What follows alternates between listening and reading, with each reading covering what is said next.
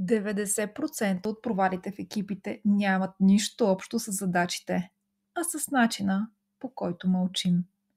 На събитието на Business Agility България само за 2 часа разбрах повече за доверието и комуникацията, отколкото от години работа в офиса.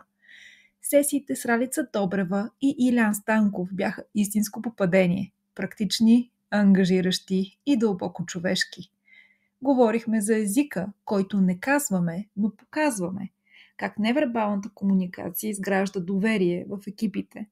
И за това как да бъдем гъвкави в разговорите. Особено когато темите са трудни, а резултатите важни.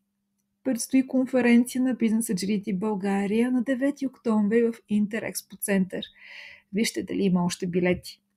А ако искате съдействие за спечелване на мечтаната кариера, имаш HR е тук. Запишете се на линка за безплатен 5-минутен разговор с нас.